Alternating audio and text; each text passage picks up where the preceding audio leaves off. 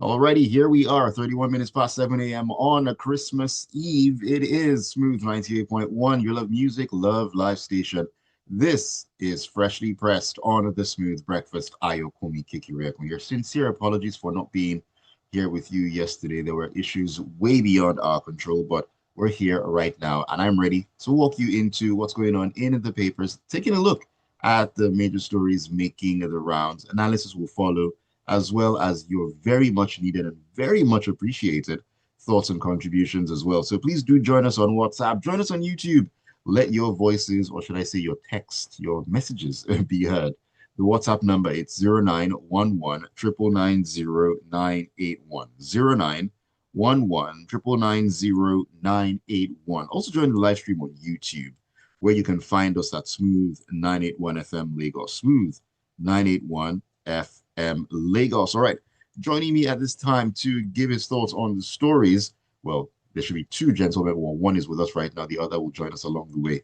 Fingers crossed. Lakunle Yusuf is in the building. Lakunle, good morning to you. Good morning, Ayo. And should I start to say extend Christmas felicitations to all of us that are celebrating, and as we look forward to the next 365 days.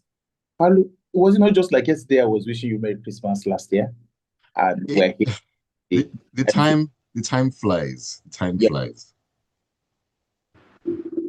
Well, let us look forward to greater days ahead and more beautiful years, to spend. I mean, the way the time just goes each and every single day, you just wonder what exactly is going on. But that's just how life is. No matter what goes on with you, the wheels never keep turning. That is just the way it is.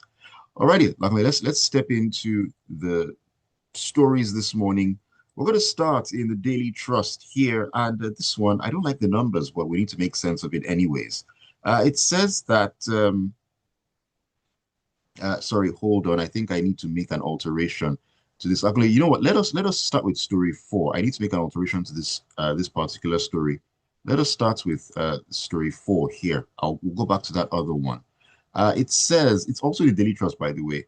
It says that the federal government on Tuesday raised the alarm over how terrorists are devising different means, including use of point of sale, that's POS, to escape when carrying out the nefarious activities.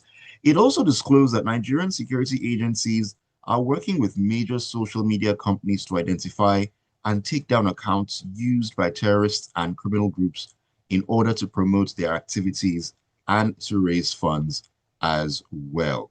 So, luckily, it has been said that the POS at the point of sale terminal is used in order to make transactions or do transactions to receive ransom payments and so on and so forth. I mean, this should have been established a long time ago, but what do you think about this one?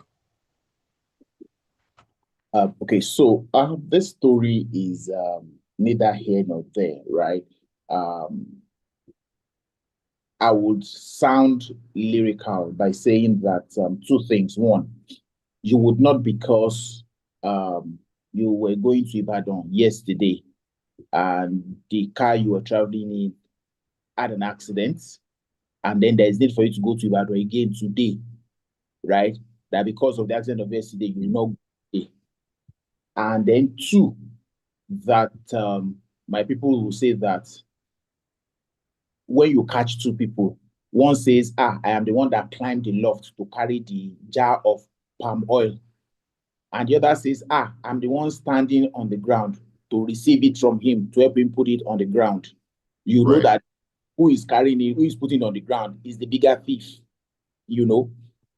So if we combine these two things together, point of sale terminals are supposed to help in all the various ways that we've been told are supposed to do, and we're seeing the effect of it. Now, the bad part of it now is that it has become uncontrolled. I could walk into any bank, any PTSP, PSSP, all the names they call themselves to make it look fine, microfinance banks, anywhere, and get a machine, a point of sale terminal, and Yeah. I for anything.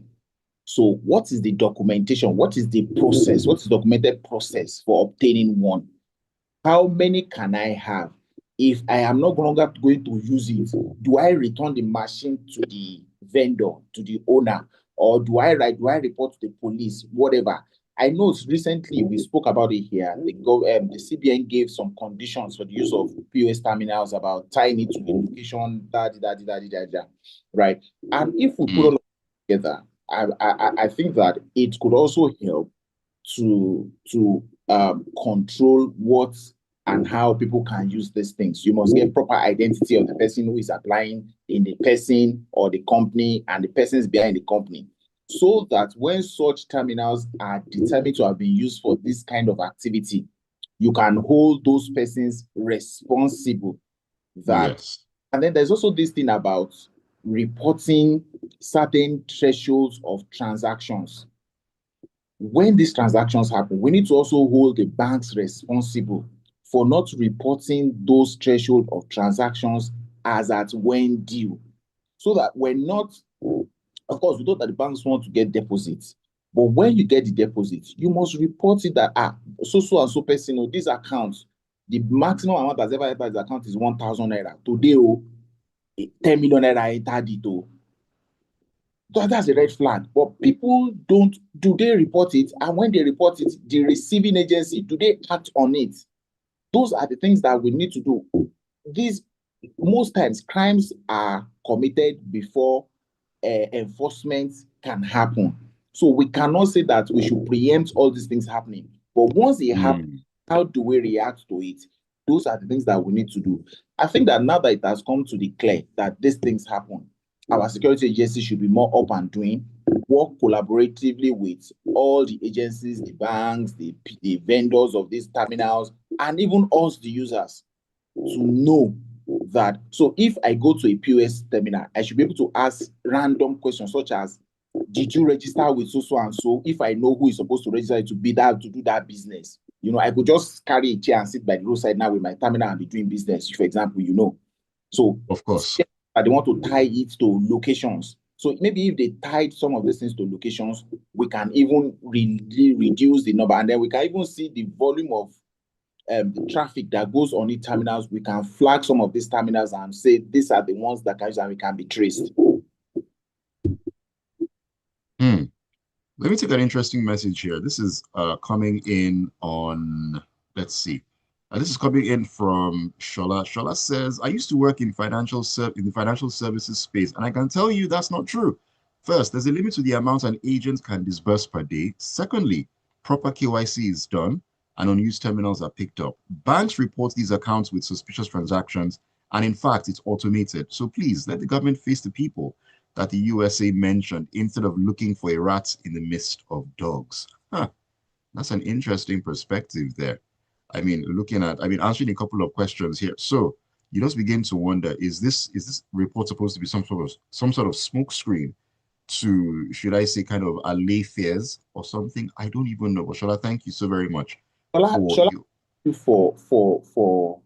the insight. Yes. So if all those things happen, then the regulatory agency owes the responsibility, now that you know that it happens, to find those people who are the owners of those terminals that are being used for these activities.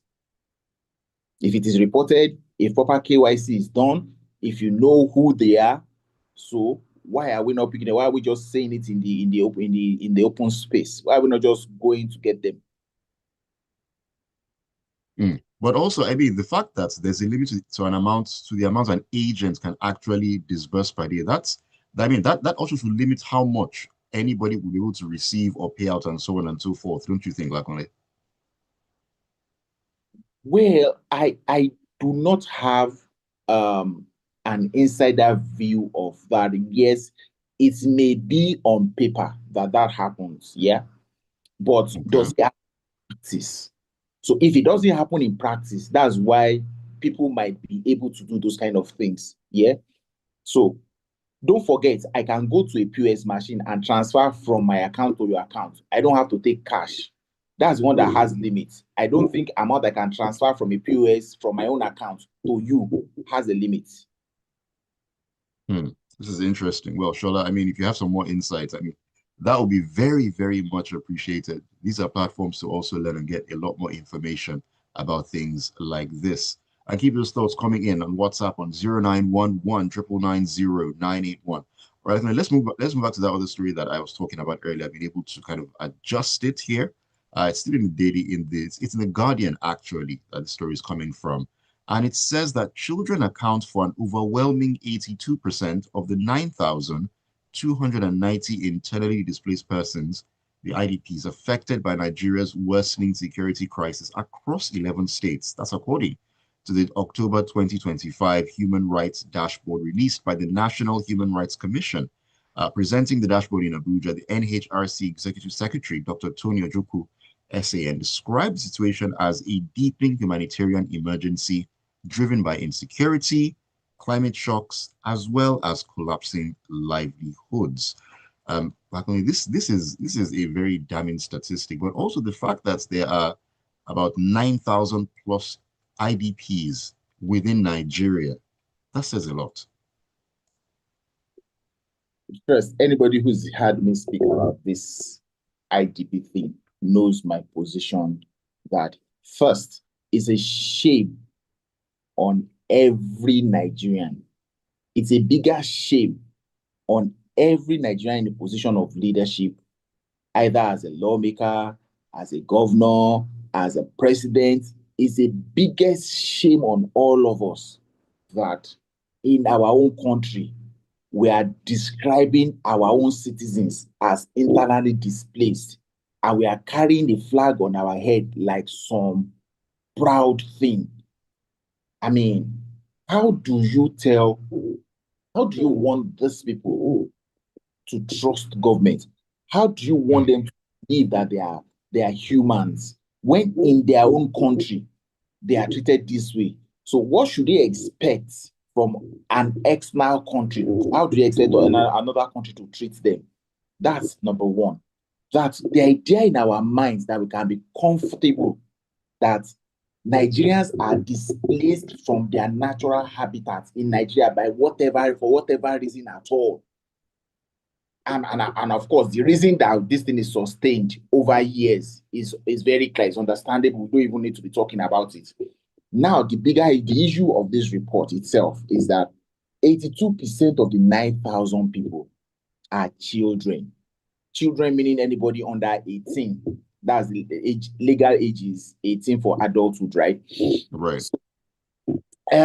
Just 2 or 3 days ago, there was a report about mortality rates, and is it postnatal or antenatal mortality rates in the world, and then Nigeria, Pakistan, DRC, and I can't remember the fourth country contribute about 47.9% to the number of people. So you can then imagine why it is not difficult, why we have those kind of numbers. We say that polio is being eradicated in most places in the world. You can then imagine why polio is probably not in Nigeria. We say that number of people that died due to malaria. You cannot imagine why that number in Nigeria is high. When people are subject to this kind of living condition, usually and typically, those camps are unhygienic and are not fit for human habitation.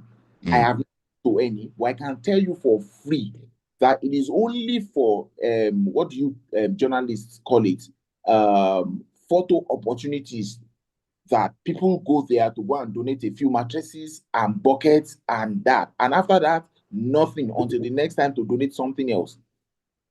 And it is so. I can also tell you for free then that if that's the case, there probably will be no schools for those children to attend in that place. So those children, when they get to some certain age, they run out, they abscond from those camps, enter the street, and become a bigger menace to the rest of us. So there will be no hospitals there as well. Probably, maybe if there is any, understaffed, undermanned, under-equipped. So in our minds, we even have an agency for IDPs. So you can see how proud we are to be displaying ourselves as internally displaced people. And again, the rest of us who are not affected by this are silent about it because we are not affected. And you see, one day, the products of these scams will come into the streets and affect us in a way bigger than what is affecting them now. And I think that our governors, particularly, who have all these monies that they say they have now, should act. I don't imagine that I'm a governor and I have an IDP camp in my state and I'm not looking to making it a priority to solve the problem. How they are comfortable with this thing in their respective states, 11 states. That's like 1/3 of Nigeria has one camp or the other for whatever reason. I don't understand how we are comfortable with that description, with that phenomenon. It leaves a lot to be imagined. Honestly, I can't speak everything that is in my mind on radio about this thing. I hear you on that one. I mean, there's always so much to say, but there's a need to exercise a level of decorum. And I'm actually glad you talked about the governors, because I was going to go into this particular story and you kind of set it up very, very nicely for me. We're stepping into the vanguard right now. Now, the governor of Katsina State, Governor Diko Rada, has urged Nigerians to stop blaming state governors alone for the country's worsening economic hardship, saying that the federal government controls more than half of the nation's monthly federation revenue. The governor of Governor Rada of the APC and chairman of the Northwest Governors Forum made the disclosure in an interview with RFI, a Hausa program that was done on RFI. Now, according to him, while public anger over rising hardship is often directed at governors and local government chairmen, the federal government receives the largest share of funds from the federation account. And when I saw this story, Lakunle, one of the first things that came to my mind is, even the portion that is given to you as governor, how have you made the best of it? But I'll let you get your thoughts in. It's very unfortunate statement for a governor to say what is credited Governor Rada. Governor Rada will be about 54. He's an economist, and he was one time Director General of Nigeria's Small and Medium Enterprises Development Agency. So you can have an idea of the kind of education he probably would have had. And for him to say this, it appears to me that there's a bigger problem, except that I want to defend him somehow, that he's been misquoted. Okay, so let's start from the very basics. There's universal basic education.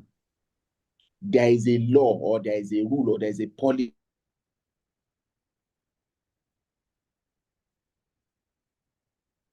Are you there, Lakunle? Can you hear me, Lakunle? Are you still there? Can you hear me? Okay, you're back. Yes, I can hear you clearly now. There is universal basic education. For every kobo that a state government puts into UBEC, the federal government says, I will match it. How many kobos has Governor Rada put into basic education? That's from primary 1 to JS3 in Katsina State since he became governor. How many primary health centers are ready to take care of things that primary health centers are supposed to take care of according to law in Katsina State? What is the Human Capital Development Index of Katsina? What is the poverty rate in Katsina? Aside from paying salaries, is Katsina even paying the minimum wage today? So if we are going to blame the federal government, let's even look at the federal government itself. One of the reasons federal government may not even have money, Katsina is one of them. The matter of bandits and terrorists and whatever name we call them, Katsina ranks high in one of the places where we have one of the highest deployment of our soldiers. How much does the governor think the federal government spend on a daily to maintain the military presence in his state? So for him to say this, I mean, yes, the blame should go round, but before you blame the next person, you must be seen to have done your own bit. What part of the bit that is responsible for has he done, and he has done well? We have just talked about education, we have talking about health. So yes, we will not blame the governors alone, but a lot of the things that the law says the governors should do, you are not doing them. So if you did it, if I was going to, my dad used to say something in those days when we were in university, when he gives me my allowance, and then I would say that it's not enough. And my dad would say, look, you have not even spent the one I have given you. You are already saying it's not enough. How do you know it's not enough? So for not to say that because the takes 52%, so how much does Katina need to spend on a daily, on a monthly, that the one he has spent, that is not, he has been able to show that it is not enough to demand for more. And don't forget, we are in a federation, and it's some law, whether we like it or not, the constitution says that's how the money should be shared. You can then now not be blaming how the constitution says we should share the money for the reason that you are not performing. You were the one who came out to say, I know how much the state earns. I can be a good governor. So go and be a good governor with the money you have. What happens to being creative and generate revenue in your state to add to what the federal government is giving you? So these are the questions that Governor Rada need to answer, so that we can then begin to appreciate his defense of his ineffectiveness as a governor. Very, very important. I mean, it's so easy for the governors to point the finger and say, oh, I don't get enough and so on. But hey, as we've said, what you've even gotten, how have you been able to maximize it? In what creative ways have you been able to even make more money in? And we've talked about so many states in Nigeria that they're not even pulling their weight at all, that all they do is the governors or whomever is in charge goes to Abuja, cap in hand, waiting for the allocations, rinse and repeat every single month. That is not a sustainable or a viable way to actually live. So it's rich for the governor of Katsina State to come out to say, oh, this or that. Yes, we know it's an established fact, but unfortunately, that is how the template is set out. So have you been able to work within the bounds of what is on the ground? That is the very, very big question. All right, let me take a few messages on WhatsApp before we go back into the stories here. Let me see. This is Lekon in Lagos, who says, good morning, crew. Compliments of the season. Nigeria, what a price we have paid for incompetence, lack of capacity, and low-grade mind people in power. How the mighty Nigeria has fallen. We are a world's laughing stock in the Committee of Nations.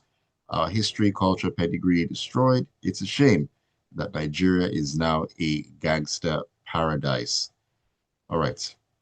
As always, I have read your messages because they are way too long, way, way too long. And I will say repetitive. You need to check that out, please.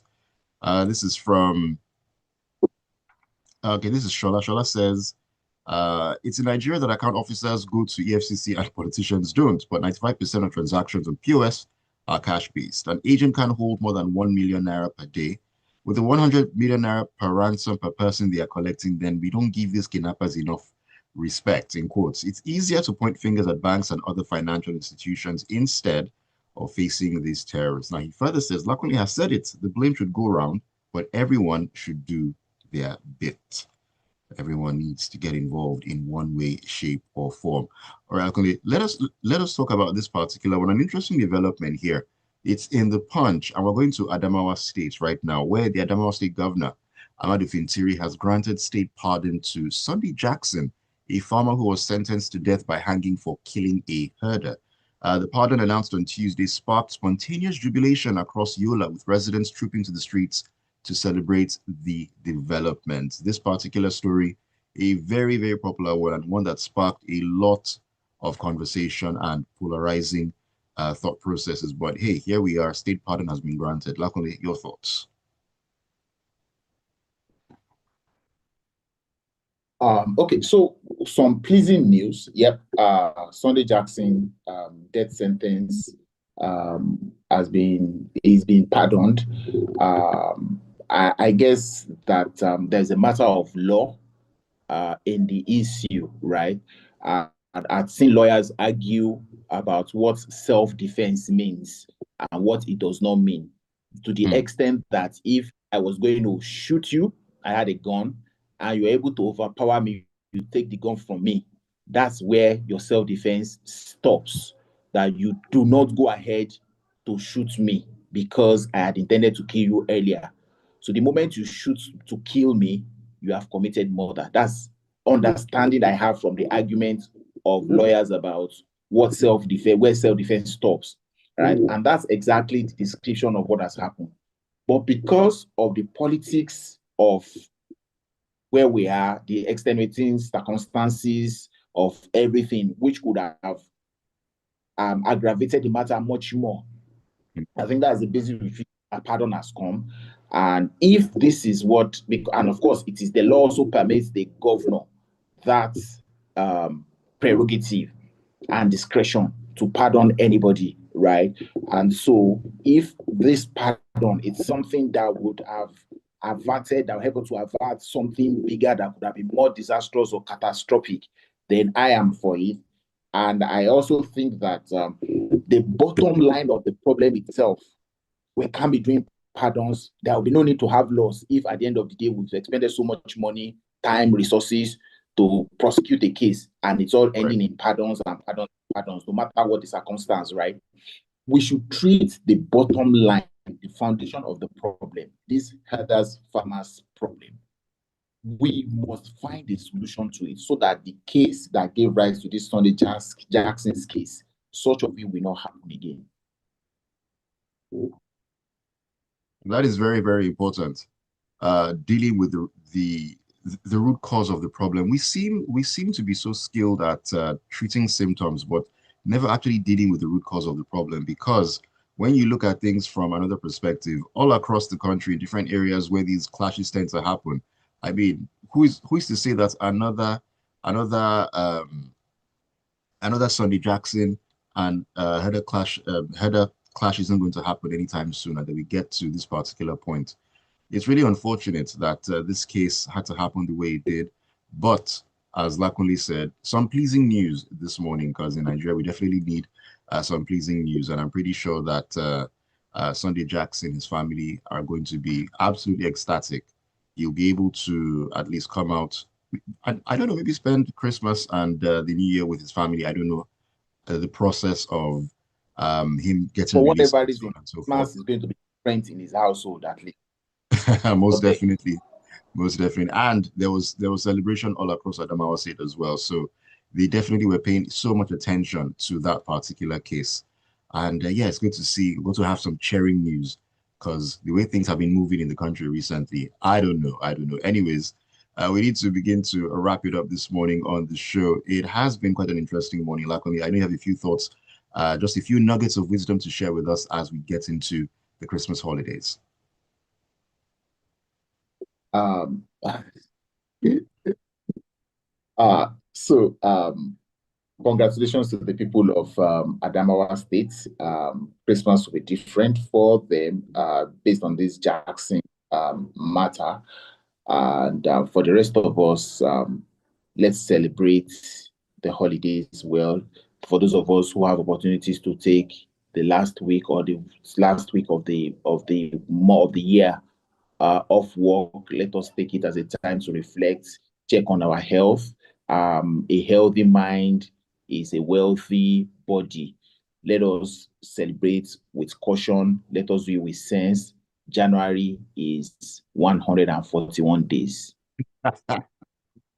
And I always thought January was 95 days. Luckily, it's 141 days. So take that advice very, very seriously. You don't want to be looking like, hey, where exactly did all the money go? Very important advice. Thank you for sharing that with us, luckily. Let me take a quick message from Gilbert Musa in First Stack before we wrap it up. He says, on the comments from the Katsina State Governor about allocation being controlled by the federal government, Mr. Lakunle said it all. What have these governors done with the little they have or they've been given over the years? Is there basic legal infrastructure on ground? In Festac, as I speak, power supply has been unstable for years since 1999 till date. And 1999 is almost 30 years ago. So here we are.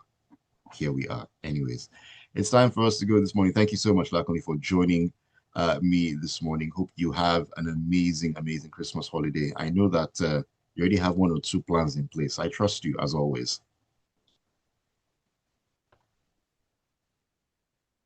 Yes, so thank you for having me. Have a great holidays. See you next week.